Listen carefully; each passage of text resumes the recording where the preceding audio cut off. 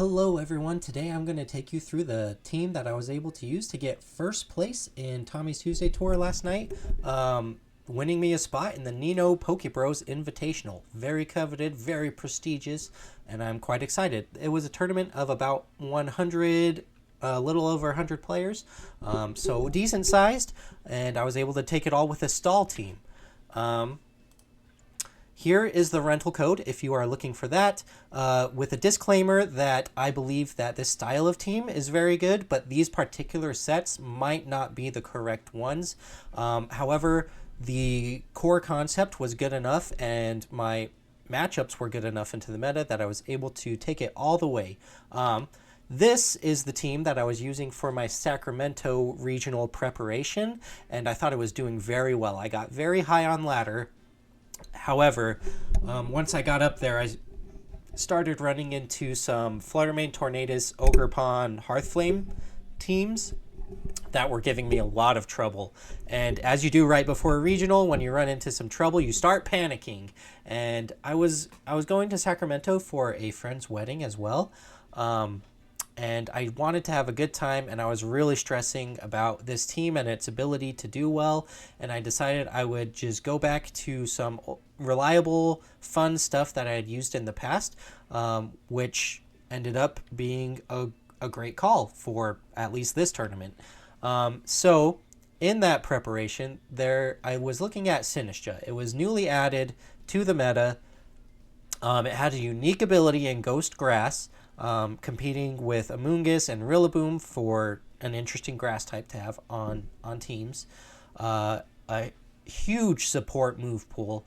Like I said, these moves can be messed with. The item can be messed with. I was considering Eject Button Sinistcha. However, I did decide on Calm Mind because it had a great matchup into Psyspam teams. I found that if you could get a Calm Mind up, you could do really well into them, especially the Ursaluna variants. They have a difficult time touching you with your typing. And in the past, I've been known to be more of a stall and defensive player, and I thought Sinistcha might just be the T to put me back on stall. Which brings me to the Knoxville Regionals in 2019. This is the best performance I've ever had. It was a while ago, and I've been really hoping to get a performance noteworthy at a regional, and so I was thinking that we don't have Ho-Oh for Regenerator, but we do have Regenerator on Toxapex and Hospitality on Sinistcha, which works as a pseudo regenerator. So I thought that it did kind of make the double regen team with Intimidate, like you can see there from my Landorus and Incineroar, Intimidate pivoting, and then a big setup Pokemon in Mega Rayquaza with Dragon Dance. Now you can say, why the Binding Band? In Sword and Shield, we learned, well, it was proven. I knew the whole time because I was using a Binding Band Toxapex all the way back then. But in Sword and Shield, it was proven that 1/6 damage of an opponent's HP every turn adds up quite quickly and is very annoying to deal with. And the Binding Band enables additional damage from binding moves. So 4 to 5 turns of 1/6, that is almost a guaranteed KO. If you hit it on both opponents, it's doing well over one Pokemon's HP just by sitting there, clicking Substitute, clicking Recover. A very annoying, a very annoying style to play against, but it works out well if you're on the side that isn't being frustrated by the stall tactics. That led me to, sorry, I realized I made a typo on Heavy Slam. My Goodra and Grimmsnarl were the next on the team. Goodra was really what did it for me, and it was likely the MVP of the team.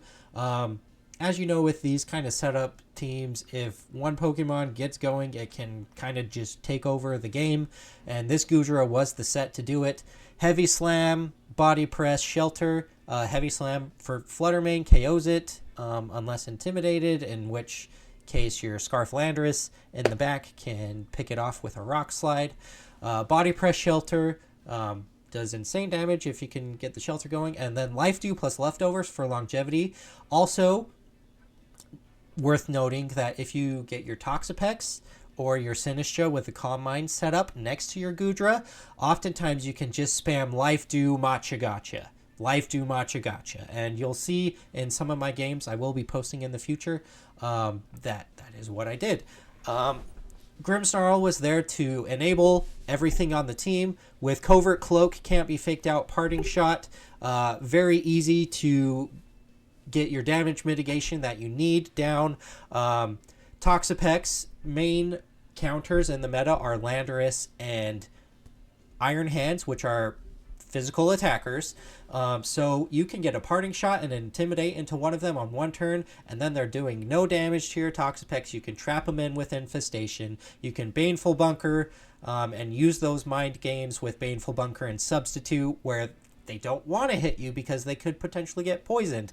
Then you get a free Substitute up and can recover the next time. That's how the stall works. Grimmsnarl was instrumental. You can ask, why not Light Screen and Reflect? Well, you can see I have Shelter, I have Intimidate on the team.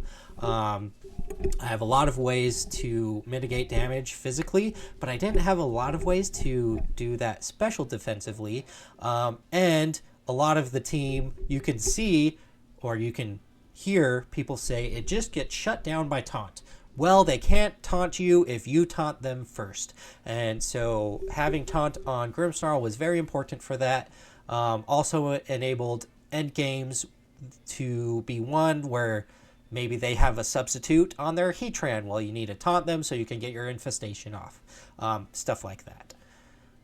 And that leads us back to the good old reliable Iron Hands and Landorus. I'm Assault Vest and Scarf, which are the most common items on these Pokemon at the time. Notably, I am Volt Switch instead of Heavy Slam on my Iron Hands because I felt that pivoting for this style of play was much more important than having a potential one-shot on a Flutter Mane. Honestly, Iron Hands was the least brought member of the team, but it was absolutely instrumental in the matchups that it did come to, specifically against King Gambit. The Sword Stance, Black Glasses, or Dreadplate variants can get very difficult to deal with without this Iron Hands. So keep that in mind as you move forward. Here is my run. You can see a lot of physical attackers. King Gambit, Ogerpon, Urshifu, Urshifu, Urshifu, Urshifu, Iron Hands, Iron Hands, Iron Hands, Iron Hands. They're everywhere.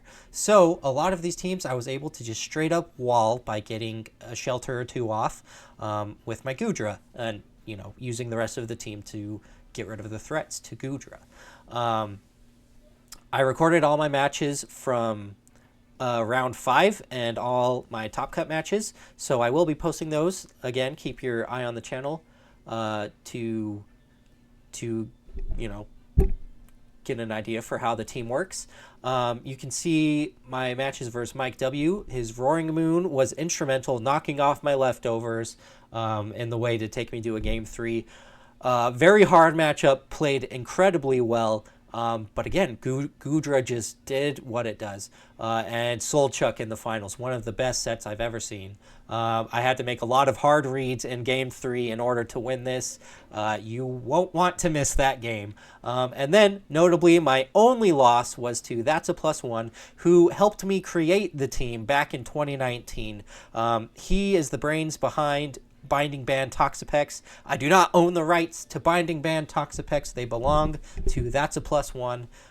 You can see his team extremely aggressive. You may not see from this, but the Urshifu is Sword Stance. So the way he beat me was he did follow me in game, again, very close set, but in Game 3, he just did follow me, Sword Stance, got to +6, and because I'm not Shell Armor on my Goodra, I am Sap Sipper.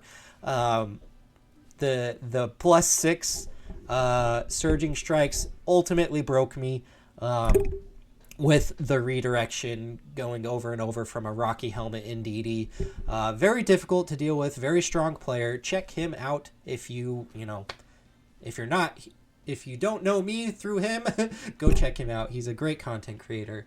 And here are the the metagame usage stats. You can see Fluttermane goes down to a heavy slam. Iron Hands, Rapid Strike, Urshifu, Ogerpon, Torn, all very hard to deal with your Goodra, especially if you get a,